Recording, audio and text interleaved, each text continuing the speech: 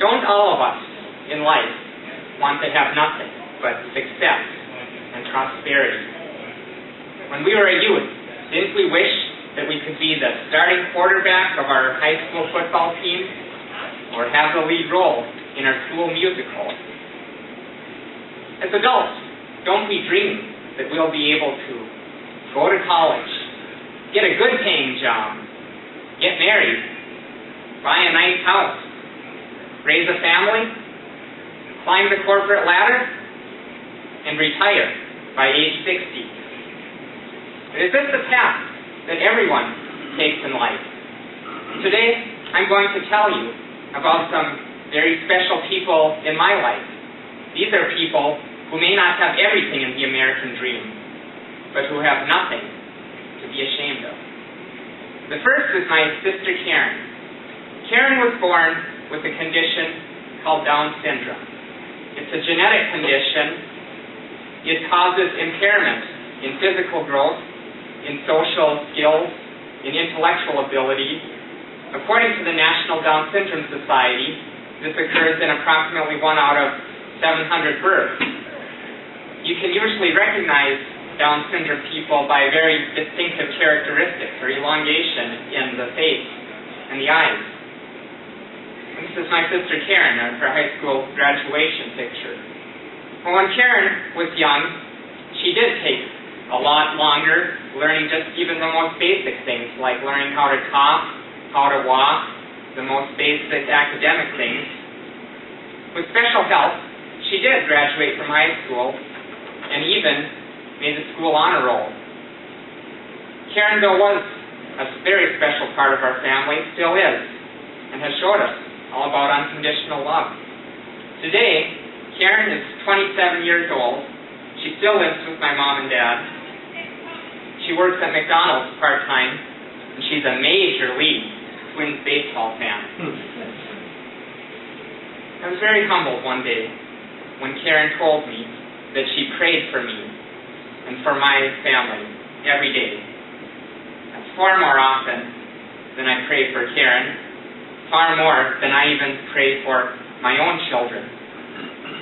To pray for another is perhaps the greatest gift. My sister Karen given me a greater gift than I will ever be able to give back to her. The second person that I want to tell you about is a man whose name is Keith. He's in his mid-60s, he's black, he's pretty big and round, and he's blind. This is a picture of him at my wife and my wedding. Because he reminds so many people of a big teddy bear, everyone calls him Bear. Well, I first met Bear while I was attending Bible school.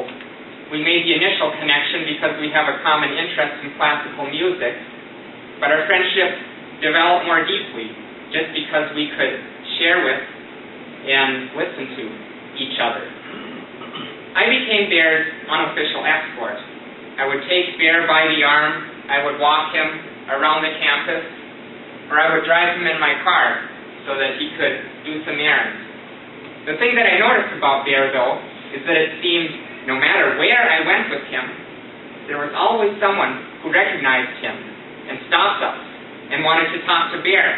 And Bear would want to talk to that other person, and I'd be kind of the odd man left out. Well, Bear today lives in a pretty modest apartment, supported by Social Security and a part-time job as a cook. One day I asked him, Bear, did you ever wish that you weren't blind? Bear told me, John, I have thought of that, but the Lord has used my blindness to open up so many doors, to meet so many people. I could never have touched so many lives if I were a sighted man. Well, at the end of the 1946 classic movie, It's a Wonderful Life, Clarence Odby writes to George Bailey, remember, no man is a failure who has friends. Well, if this statement is true, then I believe there is no man who is a greater success than Bear. The next people that I want to tell you about today are my own children, Nathan and Micah. Our oldest son, Nathan, was born a pretty normal baby, but by the age of 2, he started noticing some things that just weren't right. My wife started noticing some things that weren't quite right. He would line up his cards straight on the table. He wasn't talking at all, and he would cry hysterically at the slightest noise. Eventually, my wife's suspicions were confirmed, and Nathan was diagnosed with autism. Less than a year later, my second son, Micah, was also diagnosed with autism. Now, when many of you think of autism, you might think of the movie Rain Man, or that strange guy who's stuck in an institution. He waves his arms, makes wild noises, and can multiply big numbers in his head. In reality, autism is a spectrum disorder affecting people to differing degrees.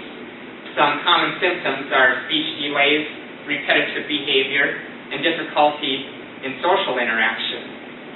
The recommended treatment for autism is what they call early intervention. For Nathan and Micah, that would mean many, many intensive therapies: speech, physical, occupational, feeding, psychologists, doctor's visits, sometimes as many as 8 in a week. And that went on through for quite a few different years. All through those intensive therapies, through the never-ending work and love of their mother, who is here today, and through the divine healing hand of the Lord Almighty, both Nathan and Micah have gotten to the point where they no longer need any special services. Yes, they do still have autism, and they do struggle with things such as aggression and emotional meltdown. But to most people, they seem like pretty normal kids. I don't know what path Nathan and Micah will take in life, but I wait eagerly to find out. I have told you about 4 special people in my life. Some people would call them disabled. I prefer the term differently able. I'm sure all of you probably can think of other differently able people that you know. What do all of them have in common? All of them were given a path in life that no one would ever ask for. Yet so many of them have endured suffering, have overcome adversity, and lived life to the fullest. The Apostle Paul, in fact, writes that we can rejoice in our sufferings because we know that suffering produces perseverance, perseverance character, and character hope. These people, these 2 generous people, show us the hope and the value that is found in each and every human life. They are not just random genetic mutations, but they are specially created by God to serve a special purpose that no one else can. Dear friends, who are the special, the differently abled people in your life?